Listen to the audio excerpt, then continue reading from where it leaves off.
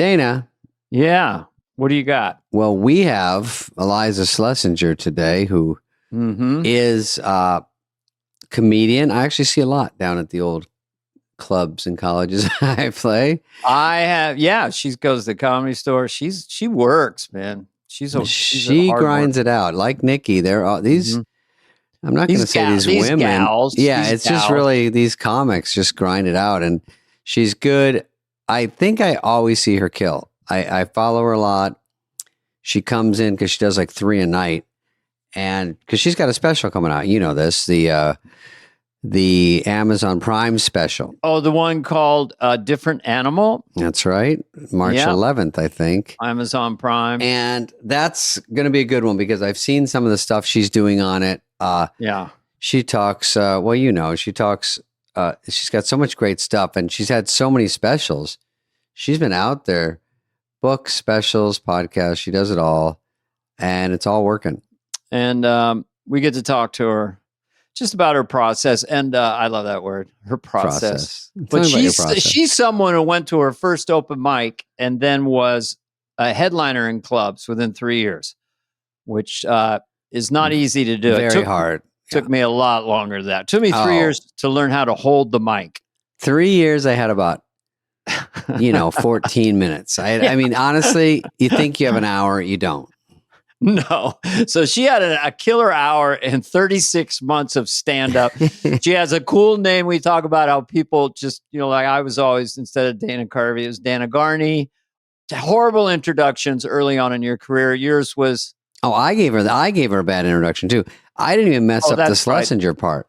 There's a controversy about... There was a big controversy. There was a big thing that happened between Iliza and David, and we talk about that, and we talk about what she wears on stage, her marriage. It's a fun episode. I really enjoyed talking with Iliza.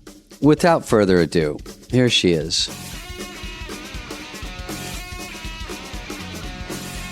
He was like a John Belushi thing. Yeah, you got it going. Oh, man, he hated women. Oh, no. John Belushi hated women. Yeah. He's like famous for quoting. It's a good start. I like pizza, I like movies, and I hate women. He's famous. He's famous for saying women aren't funny, and I only think about that because journalists always bring it up, and I'm like, he's dead, so I guess I win. Oh, quotes follow forever. Have you ever been like, you read something and Iliza said this, and it's completely made up? Obviously, you have. Or just like a half quote, and you're like, I'm sorry that I said that like half awake on a podcast in 2010. Yeah. Like, do I still need to remember my firm stance on dogs versus cats? On a sandwich being a pita. Going out on a limb. Literally. Dude, pita had a good run. I mean, that pita bread, that was a good bit for... Well, like stoner podcast people have to be like, oh no, is a tender McNugget, is a pita a sandwich? And you're like, the world's on fire. Yeah. I don't know. Well, it's literally on fire. Literally. I was going to say it was too soon, but when I said last night to someone, well, this is rude. We'll take it out. But I said, oh, where do you live? And they said, Encino. And I said, oh, did you have any problems with what happened in the Palisades? They said, no. And I said, oh, even the fire doesn't want to go to the valley? And they just stared at me and I go, no, but actually, so it was horrible. So everything okay? I had to skim over it. You know what I mean? I'm going to defend Encino right here. The first house I ever bought was Encino. And I would go over the Mulholland Hill into the hella Hollywood party. Who loves you? Go back to the country. I'm going on record defending. I like Encino. Do you? The first TV show I ever shot, we shot it in Encino in like a mansion. It was like a reality show. Mm-hmm. And I had no real reference for it. But as I get older, you're like, oh, that's where all the money in the valley goes. Like if you want to live like a millionaire in Kansas City, buy your house in Encino and you can live like a person. Isn't Encino the nice version? Is it like closer to the mountain? Better that way? But it's on the flats, but you want to be south of Ventura. You don't want to be in the crime-ridden areas, although they have their advantages and fun too. Was this show called The Bachelor? No, it was called... You would only know this if you had trouble sleeping and or a coke addiction because it aired so late. Well, what was the subject of it? Let us see if we can guess the title. What was the idea of the show? It was called Excused, and it was like a dating show. And I was the host. Oh, it is a dating show. Date. Oh yeah, we did 230 episodes. Holy shit! I have eaten. The bigger issue is that no one knows the show, but I have eaten at every single restaurant in Encino. Oh, because and Reseda. You're out there. I love it. Reseda and Encino. If there was a lunch special, if there was a sushi bar, I ate there. Who does what network was that on? How did I miss a 230 episode? It's like Seinfeld. It's like it's like Friends minus the money. It was syndicated. It was CBS Studios. So it was picked up in all these crazy markets. So every once in a while, I'll get some like dude in skinny jeans that's like, I used to watch you when I was getting ready for my shift. Skinny jeans. I used to watch you. Yeah. Before I go to Fuddruckers, did you like it? It wasn't really for That's me. Right. You ever get a backhanded compliment? I heard you're pretty funny, but it's not for me, man. I saw some of your stuff. I stopped watching when you got married. I stopped watching. Oh, did they say that? It's you can take the good with the bad. You get all kinds of weird compliments that I'm like, look, you would still love to have sex with me. We both know it, but thank you so much for buying this ticket and enjoy the improv. Enjoy the show. I want to walk around with that attitude. Yeah, I do too. You want to have sex with me? We both know it. We both want it. You could. We both want it, but I am married, and so it's tough. But yeah. But do women comedians who are photogenic, let's put it this way, attract the creep element more than the stud dudes, the men?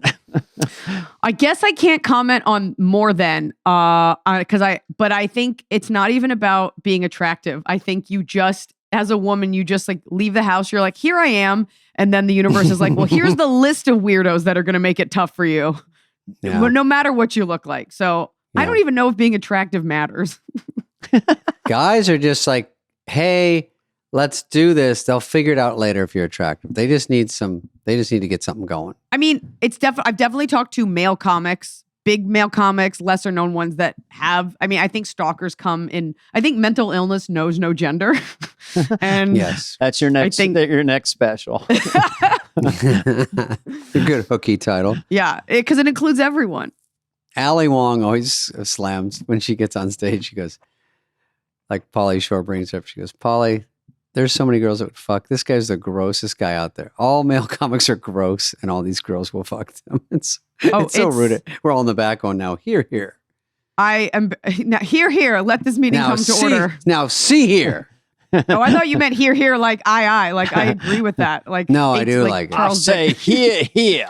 Yeah. I say, I think most male comics would proclaim themselves degenerate scumbags, and I think they wear it proudly. And you become a comic because you're like, look, of course, we can all agree I'm physically repulsive, right? But if you can make a woman laugh, it's disproportionate. We've all heard that rumor, yeah. And I always say, comedy's like music. Where, what kind of comedy are you doing? Are you like? It's like saying I like music. It's too general. So, you can make a girl laugh that's on their wavelength. Like, what kind? Do you like dry humor? Do you like goofy? Do you like so? Sometimes you do sync up with someone because of that. Of course. If that's your only, listen, I wasn't famous in high school. There's nothing going on. It's just all trying to be funny. That's all. And you're on a platform. Go ahead, Iliza. Well, I was going to say what's weird, just for a moment, if I could. I want to hear this. Pull back the curtain. Well, you said you weren't famous in high school, but I watched you guys in high school, and that's what's crazy for me. Oh, wow. Yeah. And just shoot me, chopping broccoli. Oh, yeah. The church lady, I know all of your resumes, and David, some parts of the year you and I share a similar haircut, but and we were on many lineups together. And Dana, yes. I've never met you, but it is very weird to finally talk to people. And I felt this way when I met you, David, where you're like, oh my God, like you were my reference for so many funny things, for all the sketches I wrote in high school. And that's nice, right?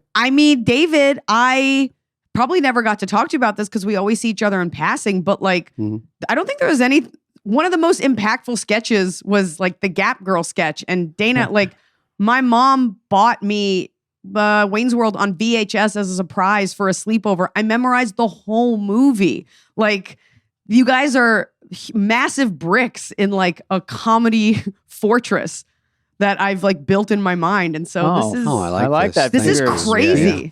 I totally get that. You know, the things that I saw, like if I had met John Cleese at a certain age, I still, oh, good. I want to Wikipedia. Good. But I get it. If you're in your formative years, I say 6 to 12 or 13, 14, that time frame, shows you watch, comedians you see. So we get it. But of course, you know now that we're just people who went to a club on a bet and then ended up on television. We get it. Can you kind of emotionally or mentally touch your fame and how much accolades and money you're making doing this? Or is it still a little bit surreal? You're pretty young. I don't know. It's grounding and surreal at the same time. Like sometimes you look around, you're like, oh my God, like every stitch of everything in this really nice house is because I thought to make a joke about something. And then I look at all the things I don't have, and I'm like, and you could be making more jokes and have nicer things if you got out of bed quicker. I think we all are the weird. You always look to someone that's sort of well known and that you grew up with, and you forget that they're sitting there going, "I could do more. I could do better." That's all you're thinking all the time. Is like, work on my act, work on this, try to get this going. Where are you at on the disciplines? Because we've met different people on this podcast who really do workshop, like Nikki Glazer, Jim Gaffigan. It's an amazing thing. How effortless was, or how hard was it for you to get a position on Stand Up Mountain? Did it come quickly, or was it a grind? Or I don't know It came relatively quickly. I think I got my position relatively quickly because I became like a solid touring headliner in 2008. And when did you start? Jesus. I started when I was 21. But so I was 2000 doing it. What? Well, 2000. I graduated college. I started when I was I graduated college in like 2004, 2005. And so I did it for about 3 years. Okay. Became a touring professional after. That's fantastic. And this was, it was when it was. And so I was able to sort of become a headliner and bypass a lot of sexual harassment very early on. Shocking. But I don't know. David could tell you. I mean, he sees me out. I'm out when I'm not on tour. I'm out almost every night of the week. Yeah. I mean, you're jumping club to club, right? Yeah, and it's something that you think would like kind of like lighten up over time. But I'm about to turn 42, and if I'm not on the road, I'll knock back like 2 or 3 sets a night just for the love of it, And just do you always record? Out there. Do you record always, or do you just go and do it? Do you remember it? It's hard to remember for me. I tend to, if I do record, I have trouble listening back. So I tend to. I can't listen back. I'm like, who wants to hear this? This is awful. I tend to listen back if it's a brand new joke. Like my new special is out on Amazon March 11th. And so I've already started. Different animal. A different animal. Amazon Prime. Not regular. You can get your... while you're watching me, you can shop for air filters, toilet paper, Chinese socks. This is kind of this is inside baseball. I love that phrase. But sometimes when you're trying to bit, your setup just happens to be perfect. Maybe sometimes because it's a new bit, and then if you don't record it or you don't remember, you're like, "Oh fuck, it's not working as well." What was that setup that made me enter the joke perfectly? It's frustrating. It's frustrating. What I have done, and I've done this, I don't rely on this, but I have a pretty close relationship. Like if you follow me, you're a pretty decent fan. I will put on my own Instagram stories.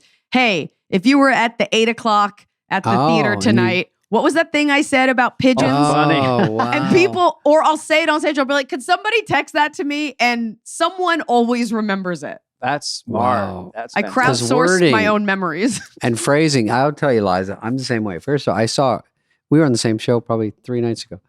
But I have to say, when I do it, I don't know I like to do new bits. I record them, but it's almost worse to listen to them.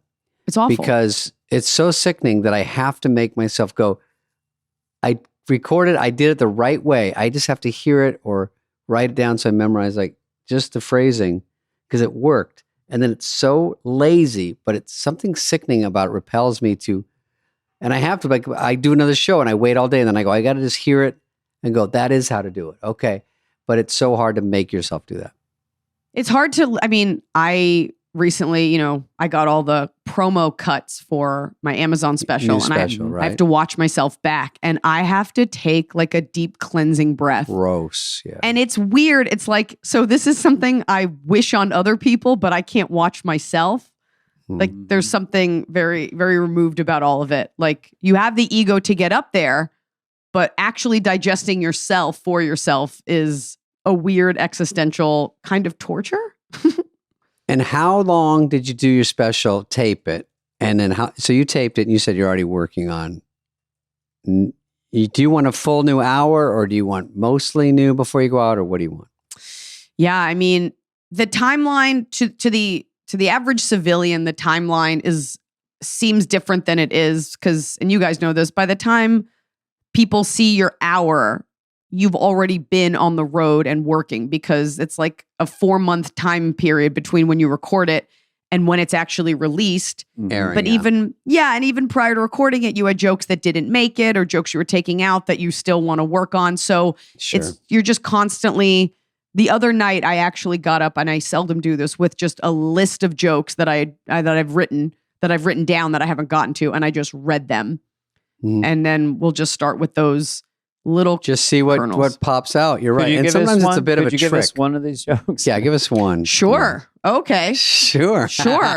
I want to explore the absolute rage that I feel. I have to preface it by saying my husband is awesome. We have a lovely relationship. He wakes up at like 5 a.m. He gets our daughter ready. He makes all of us breakfast. He does everything. He's elegant. He supports women. Like he's the best. The absolute abject rage I feel toward him when he takes a nap. Like he needs it so he won't collapse. So he'll live. There's just something too gentle. I'm like, why don't you take your nap, you little gentle toddler? Why don't you take that little baby nap and rest your eyes? Like he's been up for 18 hours. Like he has to take a nap so he doesn't collapse. I didn't see this napping on your resume. I don't think we would have had a first date if I knew you napped all day. And he's like, I get 5 minutes a day. Just relax. Yeah, it's a 1 hour nap. And I'm like, but what if I need to talk to you? Like so it's less that. It's more about making fun of the unjustified anger. It's never an actual anger toward him. That is funny that you're just enraged. You're not kind of bothered or a little bugged. You're just furious is funny. Someone will be like, hey, can you ask Noah a question? I'll be like, don't know because he's in the land of Nod. So I guess we'll just put our lives on hold while he naps. Meanwhile, it's 1 hour. Everything's fine. Is he on a couch publicly or is he in a bedroom with the door closed? No, he retreats to the bedroom and no one can go in there. Oh, by the way, that walk of shame he's trying to, I'm getting mad too. I'm getting fucking pissed at this guy. If I was at your house talking to you guys and he was quietly going in the other room, like, where are you going? That's what you probably say. Where are you creeping off to? I need nap you to. time? Yeah. I got to talk to you about a conversation I had with a female friend. Can you get back here? A female friend. Here's what you tell your husband to say, which will make it slightly funny and less annoying. Oh, Iliza, I'm going to take to my bed. That sounds like he's ill. Like take to the water. Yeah. Well, or it's very regal. It's a king. No, it couldn't be worse. It's worse. Take to my bed. That does sound like you're sick. Because I also remember you were in the road to Wellville. So I wonder if that's. Oh, you saw that. I did see that. Who was Dana? Me. Yeah, he played like a kind of a street weirdo guy. Excuse me? Who was Anthony Hopkins was my dad, and I said unhoused. I said unhoused. Yes, okay. It was an unhoused hobo. I got to hang out with Sir Anthony Hopkins or Tony, but the last day there, I just said, "See ya, Hoppy." But anyway, we're close. We're close. It was a thrill being with him.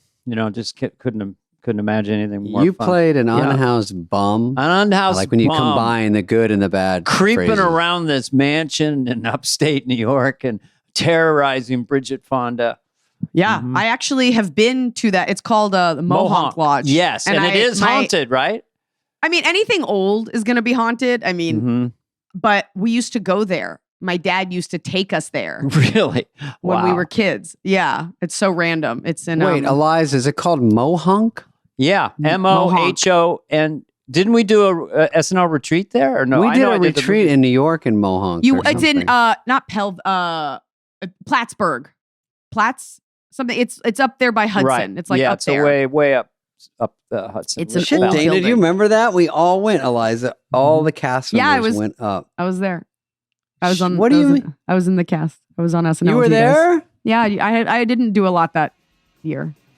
You could have been there for 3 seasons as a 10-year-old feature player. Just never got on. Yeah, you could have played the junior high girl with the ponytail. What's up?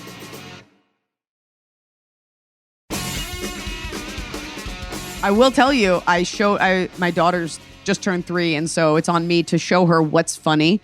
So I showed her a bunch of In Living Color, and then I was like, you need to see this sketch. It's called Matt Foley, whatever he was. And it was the one with you and Christina Applegate. Oh, yeah. When he falls on the table. Chris, and I was trying to explain to her why that's funny when someone falls onto furniture. And that took the funny right out of it. Did she react to it? I mean, she's 3. Nope. But she will. She will ask for it. In like 6 months, she'll be like, I want to see the furniture guy. And then you'll be like, I will pull it back up for you. The furniture guy. Yeah. Does she watch Miss Rachel? No. Really? Just never thought about it. I thought that was the big hook. No, but we watch a lot of Michael Jackson Thriller on repeat, the whole video. Oh my gosh. Wow. Because that's a little scary, advanced. right? It's monsters coming at you and stuff. I was like, you need to know what good music is. Halloween was there. I was like, you have to know this. And now, I mean, if you're a parent, you will just live to see all of your favorite things repeated to you ad nauseum until you hate them. We listen to Thriller every morning. Oh, boy. Multiple times. If you had to guess next Halloween, what would your child go as, you think? Would it be I already know. Spider-Man? What? Oh, she's going as Elsa. I already asked her. It's either Elsa or Michael Jackson. It's whatever. It's funny. Next year, it's in 9 months. She's already knows on it. 3, 4, or 5. Halloween rocks. I mean, Halloween is for that age. The pocket. The cute kids, twick a tweet, you know. And then the 15-year-old high school dude. Could I get some candy? You know, not fun. So my block does the Halloween for our entire area. So it's like 1,000 people. It's a job. Not only that, the kids are so rude. They don't know to say trick or treat. And my like joy in life is putting on a witch face and I heckle these kids. Oh, I love it. I try to be, and they kind of crave it. And when a kid comes back for candy and I'm like, I recognize you, get out of here, you little fat brat. And I turn them away. I don't call them fat. But I love to scare them because you have to say please and you have to say trick or treat. And they don't. No, they don't know. They know. I was telling Dana that the Super Bowl has a Roman numeral like 48. I'm like, let me tell you something. No fucking kids know what goddamn Roman. Can we drop it with the Roman numerals? They don't even know what numerals means. They know the word number barely. They can't read cursive. They're not reading ancient numbering systems. The AI is going to teach your daughter. It's so true. They're so stupid. They no idea. So excellent. Iliza, you are, I'm not reading this. Iliza, you from Dallas, but do you remember when you were there, you're too young, but my favorite club was the Dallas Improv on Beltline. Central and Walnut. Oh, it moved because now it's in Addison. Addison is one like next to a freeway. The whole city's next to a freeway. It's Dallas, Texas. The whole city was built off a toll road. That's so funny. That the Addison Improv, I used to call that. Okay, I played the Addison Improv, but there was a Dallas one, and the manager used to take us to the $1 Million Saloon. Dana, it wasn't a real regular like Old West saloon. Hey man, Spellbinders in Houston. Anybody? I'll tell you what. I think Dallas has, at least it used to have like more strip clubs per capita, and then I think Portland and probably Atlanta join the chat, but join the chat. Join the strip chat. But Dallas has a lot of them kind of down there in that area. In that whole area down there. The manager would take all the comics down there and he'd give them free passes. And they'd be like, oh, this is good. Oh, wait, it's good Monday, Tuesday, and Wednesday? Wait, was that when you were playing there? No, Eliza. That's just they were only allowed to go. I'll tell you what. Paper the room. I could just see like any female comic working, like being like, "Oh, cool! Thanks for these strip club passes." I'm so glad. I'm so glad I can get these wings. We had a good thing going. I remember. You won't know this because you're too young. But when I worked there at the Addison Improv, this cute waitress said she dated the drummer for NXS. Now this is going way back. That's an old band. It's very and we're cool. like, you don't even know who NXS is. There's not a chance because no one anywhere but LA sees anyone famous. Just never happens. Right. But God, lo and behold, that god dang drummer for NXS comes in the club when I'm there. I'm like, what? And he said, this ties into you. You got, the comedians, if you want, stay a day, and on the night off, we'll all go to see Michael Jackson. And I'll get his ticket. And he took us to Michael Jackson. Where did you, that's amazing. Somewhere in Dallas at some big dome. I was like, oh my God, it sounds like a lie. It might be a lie. Actually, I'm going to back off a little bit. What do you mean it might be a lie? Did you go or did you not? No, because you reacted too big. So I was like, wait, am I lying? Oh. I think it's true.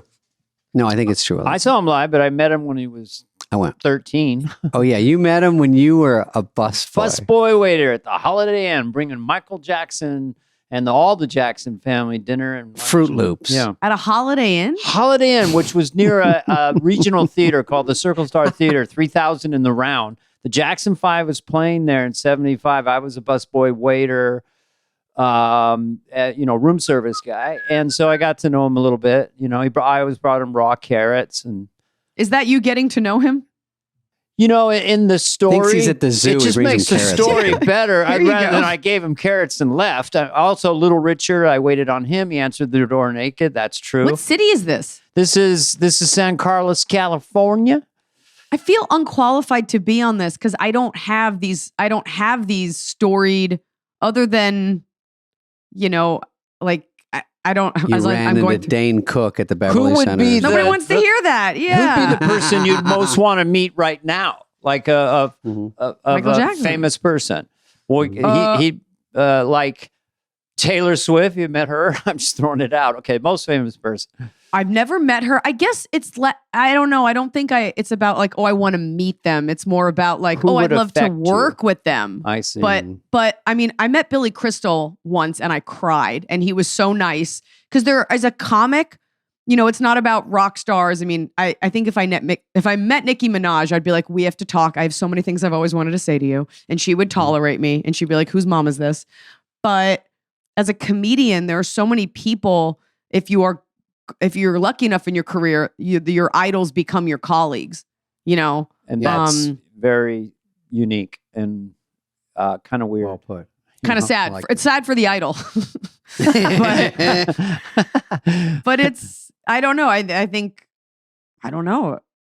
Anybody from, if I ever met Jim Carrey, of course, obviously I could never meet Chris Farley, but that would be impactful. Will Ferrell, I'm sure I will take a meeting with at some point and will embarrass myself. Love Will Ferrell, yeah. Big fan of Elizabeth Banks. I've only met her executive. That's a good one. I think I've chatted with her, but you see like women that were on SNL, like you see these people, and then you remember that they're just like you. These are just normal people. But Billy Crystal, I did cry because that was incredibly meaningful. And he was big when you were growing up. You were listening? For me, yeah. Was it him on SNL or him? No, because that was again. I think this podcast should be called "You're Too Young to Remember This." But, you're so young, and you're going to blow away. I'm just wondering where you intersected with Billy Crystal. Because he was on SNL, obviously. Yeah. At the very beginning, he did a movie. I mean, obviously there was City Slickers. Yeah. But he did a movie called Mr. Saturday Night, which sometimes gets overlooked by stand-up comics as this like seminal piece of work in terms of like movies about stand-up comedy. Right. But we watched it a lot growing up. And now that I look back at it, you realize how much of it was true in a way that you couldn't process it as a kid. Oh, yeah. With no context. He did that character in a special. I think he did a special where he played all these characters at a house somewhere or something. And I remember it standing out. He's like really in the pocket with that character. And then he did the movie. Yeah. Yeah. So yeah. What did he sound like? Was he like this or something? No, it's just a New York Jew. Just like a New York, like shticky. What do you want? Yeah. What do you want from me? King of the Jungle. How about Queen or King of the? I think it was a Davy Crockett joke. It wasn't. It wasn't the jungle. It was King of the Wild Frontier. It sounds like a joke. How about and then bum. Yeah. Bum. And so I don't know, but I will say, I mean, anytime you work with anyone bigger than you, you're just kind of like, oh wow, this is. I feel bad for this person, but this is really cool that I'm here. Where did you see him? He was doing a town hall, like for the New York Comedy Festival, and I had a show. At the Y or something? No, it was at Town Hall. Like it was Town called Hall in New York. Oh, yeah. And I snuck back there, and I went like under the stage, like Phantom of the Opera style, and I was like, I bet he'll be here, and he was. No security because it's John Hinckley style, more like. I did it, yeah. And so you see him, and you go up, and and he's nice to you. That's great. Somehow, I always let people know, like I'm a comedian. Just so you know, like, I'm not a weirdo. Like, I'm like, I do what you do. We're the exact same. Can I get a picture? Which means I'm a weirdo. I'm a weirdo. And I took a picture. Equals I'm a weirdo. Well, there's also that thing with comics. Someone is a comic and you're like, are you? Or is this something you like think about doing? But I do think it is a nice thing, like to level the playing field. When a comic comes up to me, they're like, hey, I do comedy too. It's a nice way of being like, hey, like, I mean you no harm yet. Right. It kind of like you're on the same club. Like anytime you go in the Backstage Comedy Store, you walk in a club on the road, or you do a guest spot and you see comics, it's all like equal. Everyone's like, hey, what's up? Blah, blah, blah. Yeah, like you could at least introduce yourself or say hi. I mean, but I always feel bad when like a comic is like, I couldn't get in. I'm like, if you're a comic, you can come in. You can always come in for free. I don't want people to think that and then you just say it, but you're allowed into these spaces to just hang out. It's very interesting when you get an out of the blue compliment, because if you're just slumping around on a Sunday afternoon or something, and I think you totally forget that you're on TV, kind of, at least intellectually, and then all of a sudden some guy goes, I love you, man, and then walks away. Like, oh, thanks. And they don't want anything too. And sometimes that's kind of nice. They don't want anything. The most humbling is when I'm like, because sometimes I'll say it because I know someone will be nervous because I'll pick up on the energy. I'll be like, did you want a picture? And then they say no. And I'm like, well, I'll just go fuck myself then. I didn't want to give you I feel so bad. They're like, I don't want to go that far. I'm not really in it. I mean, you're fine, but let's not get off. The wait in your VIP, this may not be relatable to a lot of people listening. The wait in your VIP line with people who paid a lot of money to meet you and have a photo. And then they'll say, I don't want a photo. I just wanted to say hi or thank you. And I'm like, okay, but you spent this is still $100. You sure you don't want a quick Snapchat? Quick something? Nope. You just want it. Okay. I respect it. What about the people that you have take a photo? Let's take a photo like it's Backstage. My idea. Let's take it. That is good. But Dana, she's saying, what if you say no? What if they go, I've never had anyone say no. I don't relate to I've had people say, I only get 100,000 photos on my phone. I don't want to waste say hello, bro. But I guess Backstage, let's say, Iliza, you're doing a corporate or regular Backstage meet and greet, and they have a professional photographer, right? Yeah. So they go, this moves, boom, boom. And then you do it, and then everyone slowly pulls out their phone. After they get the real picture and goes, let's just do one on mine. Selfie. And it just stops everything. And they're like, how do I flip my phone? I'm so nervous. What's my code again? Okay, so what do you do? That's your tour manager's job. We have a policy, 1 picture per group. Now, you guys all came together. You have each other's numbers.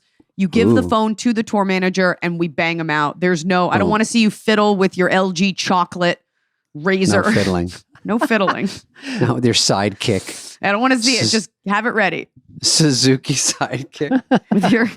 with your Kawasaki jet ski. I don't want to see you. Why did they stop making that sidekick phone, whatever? I remember Kid Rock had one. I thought he was so goddamn cool. He'd go, and it kind of spins out. Remember those? It was so cool. I never had one, but they looked really cool. I never had one either. They were too cool. I have a question about phones, and no one's ever answered this to me. Yes, sir. Like they make these giant, library book size phones and, all that. Could I get a second phone that was tiny that I could just talk on that has the same number? So everyone at home knows, Dana Carvey's holding up an iPhone 6 and I don't know how he still has it. Is that a 6? It's a normal phone. It's a normal phone. He's holding up an iPod Shuffle. Shuffles were a great idea. People have phones that just perform a phone call duty. It doesn't have the internet. Like people are going back to that now since we're all getting called a drug dealer. Cancer. Well, nice if you're just around town, you could have like this really light phone with the same number and still have this when you want to go show people videos.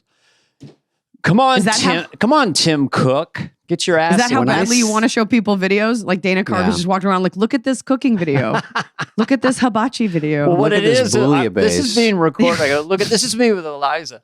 This is me with David Spade, Yeah. So wait, actually, if I've seen women and they at dinner and they put down the two phones like stacked on each other, I'm like, hooker. Oh, that's what you. Oh, I thought you meant like you got me hook, line, and sinker. No, you meant I that said, they were sex workers. That's what they think. I mean, and then I go, nope, we got a hook alert. When I first met David, he had a burner phone. I go, what's that for? No way. Never mind. Yeah, what is that, David? What's that about? He's lying, but it's a funny fictitious scenario. So I'm going to tell you the truth that nobody's going to cop to. Okay. Oftentimes, when you see someone with two phones, if they're not a drug dealer, and there are, I can think of a Kevin Gates song about having two phones. It's called Two Phones. It's oftentimes just a performative flex. Like, they're like, sorry, I just get so many. I can't. I'm like, this is a microcomputer with the entire power of the world in it. And you're telling me you're so you have so much going on that the internet can't hold all of your information. Your phone book is so full that you need two different. Yeah. I think if you're a mega celebrity, like most people just won't have your number. I'm not even that famous, and most of my calls go to an assistant. So the two phone thing, unless you have one for work that you throw in a drawer at the end of the day, is really, and people like hold them up to be like, oh, sorry, I just have two of these. Like, okay, we get it. That is a good flex. Like, it's a flex. I want to have three. Performative flex is another possible special for you.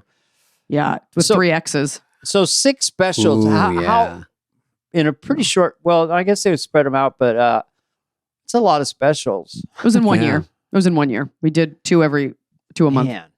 How do you know when you show up what you're going to wear? Because I never know till like 10 minutes before. I guess I'll wear this shirt. Oh, on your special, you mean? On your special.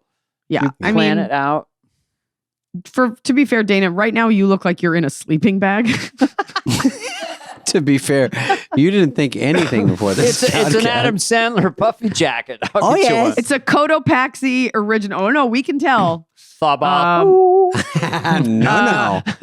But you're right. That is a very funny observation. Women know more about guys' clothes when they walk up and they size it all up, and the guys don't even know they're being analyzed. And it's like, I think this is a pretty good outfit. And they're like later going, did you see the shoes? He had this with that. They just know everything. It's not. I mean, I used to, in one of my old specials, I have a bit about how we scan. Like we scan everything. And it's not about, because I'm not a gold digger. It's not about like, ooh, was that a nice watch? It was like, oh, are your shoes weirdly outdated to where it's like you had to make a choice between like these shoes or your electricity being on? Are you wearing like a Kenneth Cole reaction shoe? Like that shows that no one's dressed you in a long time. Are you wearing workout gear, but you haven't done cardio? Are you wearing a tech vest? Are you wearing a Cotopaxi jacket? And they all inform us about are you wearing an Arctic's flannel? Like, do you have a cocaine addiction? Like there's all these things for better or for worse.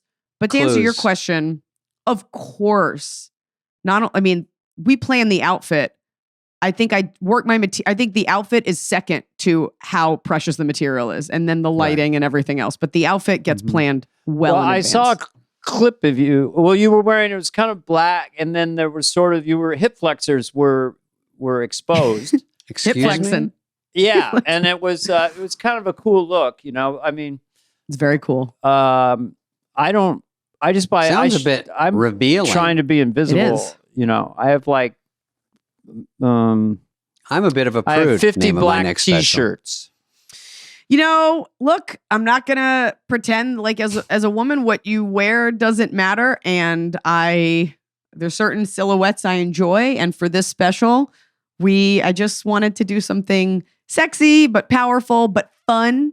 I found the pants prior to having my last baby, so I held on to those pants for like a full year. And I was like, I'm going to get into these pants come hell or high water. And I just stared at them every day. Do you feel like when I was trying on shit for my stupid special, like, oh, it's guys, it's like Nobody cares. 90% of the time, a t-shirt and a coat. And it's usually those jackets with no collar or whatever. So I was trying something on, but I don't usually wear coats on stage. I don't do much movements, but I don't want to have any resistance anywhere. Like, it's too tight, or you're trying to look good and you're like, I can't really do what I do, and I'll think about it. I'd rather just be loose. So that's why my excuse is I don't look that great on them. Also, I have one coming out in the future. I didn't know what I was going to wear. Again, what is the title of it, David? Did you call it your stupid special? That's what you just said. You were like, in my stupid special. My stupid special, this garbage. I think it's called This Garbage. And I didn't decide what I was wearing because I brought two things to the special and we were backstage and I was doing them both. And I go, this. We wound up doing a combo platter because they said you have 5 minutes before you go on. So this is what I'm worried about before I go on and the crowd is there. And they're like, guys, what is he walking out in? So we just know for whatever reason. They want to know a month ahead. They got to steam it. They got to steam no matter what you're doing. Steam as long as you don't have wrinkles. Look, here's the deal. In terms of men's comedy, there's Eddie Murphy Raw, and then there's whatever else the rest of you guys wear. Like it either has to be impactful and iconic, or literally no one cares. I'm going with literally no one cares. I'm going with people go, what did he wear in the special? And they're like, oh, did he have any clothes on? We don't even remember. That's how good the material was. Laughed at the jokes or we don't, but we go, that means literally nothing. Why guys care? That's why I go, I don't really care. Just what do I wear all the time? People have already decided they like me or they don't. Let's just. Well, I think it's all about what you give to your audience. And I don't think people watch you for a sartorial experience. And I think when you're a woman, people have to, like, it is about what you're wearing. You know, does it hug your body? Can they see your body? Are they not seeing your body? Is that deliberate? I think women get judged on these things in a good and a bad way. But for guys, it's just not the way that we think about you. Like if someone sees you, it's like, oh my God, it's David Spade. Not, oh, maybe on a Saturday night, like, did you see those leather pants? You know, it's just not it's just not part of your brand. And some females are like, are you a hoodie comic or do you dress up? It's almost, you know what I mean? Well, that's because for the longest time, you know, the audience, it took them a while to wrap their minds around the fact that a woman was speaking.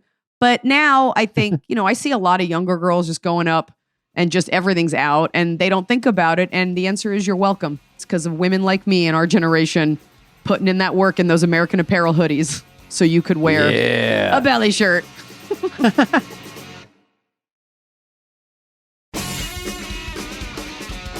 Hoodie comic. I was one of them. My picture is on the improv wall next to yours, actually, and I'm in that hoodie. Very low rise pants. Yeah, you're right next to mine. It's right when you walk in.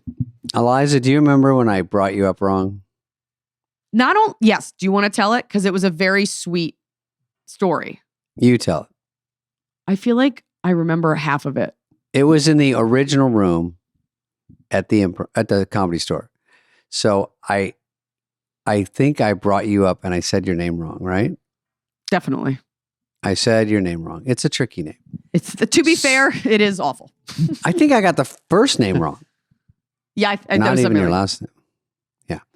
So what? Oh yeah. So I felt so bad because it was very unprofessional. Even though intros are always screwy, like Bobby Lee's coming in this idiot, blah blah blah. He's my dad. You know, it's always screwy. Mess up the credits. But I said her name wrong. I didn't know her enough to do her name wrong. And then Adam Egett was working there. So I said, can I get Iliza's email maybe? Or text? Just to apologize for doing that. It was you got it. And I got it. So for people listening, Adam Egett was the general manager of the Comedy Store. And now I think he manages Mothership in Austin. Yeah. And he texted me and he was like, Spade's going to message you. And because I think I may have said something to you. Or I didn't. But the way he said, Spade's going to talk to you, the vibe was like, hey, you did something wrong. And now Comedy Royalty is about to not only blacklist you, but you should never have gotten upset that he mispronounced. Like it was like Spade's going to, he didn't say reach out. Reach out is a good thing. It's like Spade's going to bring down the hammer. And I was like, okay. And you reached out and I was never going to say anything ever again because I knew it wasn't personal. And you went out of your way to say that it was a mistake and you were sorry. And I couldn't believe that someone of your stature that David Spade was reaching down to little old me to be like, hey, sorry about that. In an industry where people are like aggressively awful to each other for fun. And I always remember that about you. And unfortunately for you, I was like, oh, cool. Now we're friends. Now I can always talk to him. Yes.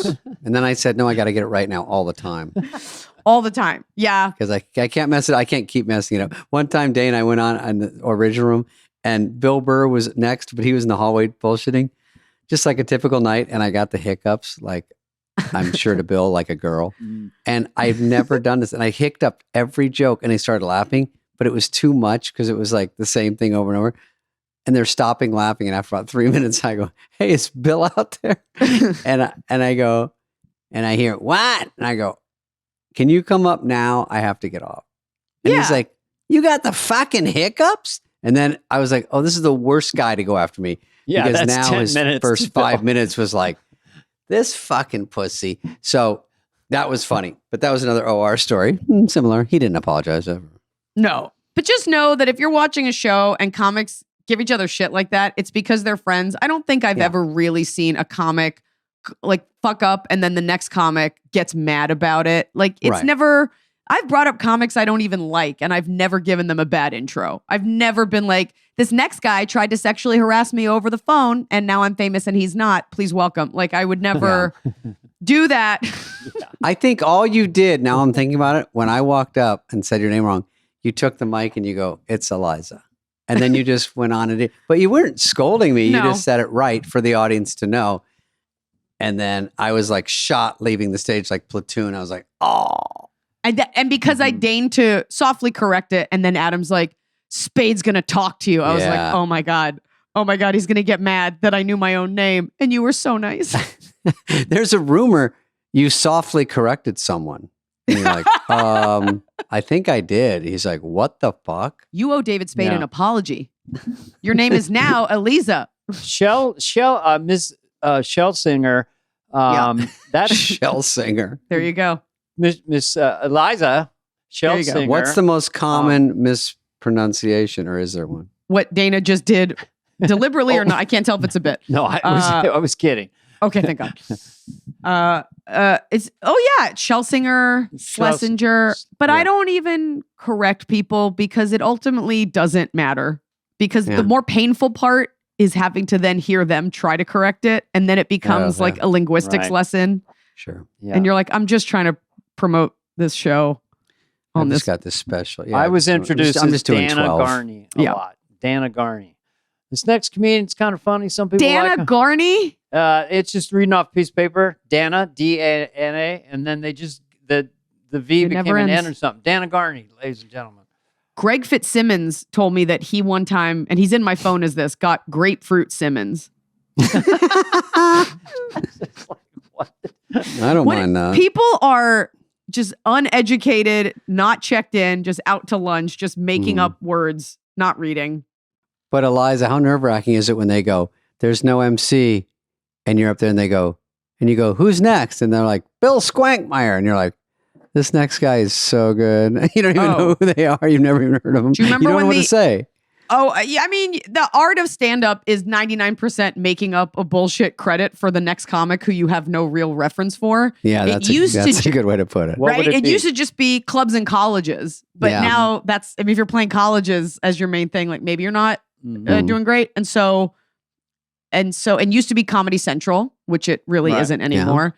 So now, I mean, I brought up a comic the other night and I was like, you know him from the internet. Please welcome. It was Morgan J, and who is known from the internet. It's not like you met him on Star Search. And so I thought, I just usually like, this next comic is hilarious. One of my good friends. Please welcome. I do that. Yeah. Anyone is next. Yeah. Crowd just doesn't throw know. someone out here. All right, let's plug Iliza's thing one more time before we let her go. And I will say before I let you go, Iliza, different animal. I just talked to today someone I said you were coming on, and they said, tell her Good on Paper movie is great. And that is a Netflix movie. That's right. That you wrote? I wrote it. It's based on a true story, and I starred in it, and it's available for streaming 24 hours a day. And it is Good on paper. It's very hard to write a movie. And you were in it. It's even harder to make one. Turns out it takes a lot. So hard to make a movie. Yes. So vouch for that. And the special, Dana, say the name of the special. I'll let you do it. A Different Animal, Amazon Prime, March 11th. We shot it in where? In Salt Lake City, which I knew. That's a great place. Right? It's secretly an incredible comedy town. Yep. Mm-hmm. You wouldn't think that, and they're the best. And I have to be honest with you guys, you are my first podcast I've done to promote it. So you're the first person, I guess it was Dana, that I've heard say the special out loud because the title's been a secret. That's cool. How big was the theater? What did you do this time? Size-wise? It was the Eccles. So that's, I want to say 2,300. I also want to say 1,800. It's all such a blur, but we did 2 tapings at the Eccles and it was gorgeous. Mm-hmm. And the outfit was hot fire. So I'm excited for everyone to see it. I would do one in Salt Lake. They're good. Good crowd. The outfit was cool. If it's the one I think. Yeah.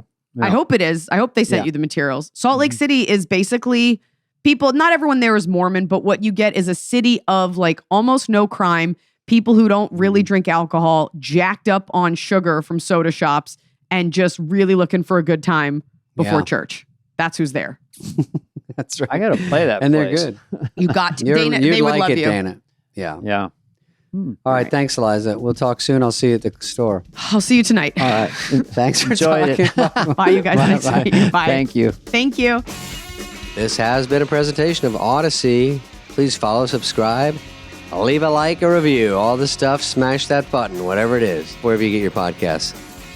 Fly on the Wall is executive produced by Dana Carvey and David Spade, Jenna Weiss-Berman of Audacy, and Heather Santoro. The show's lead producer is Greg Holtzman.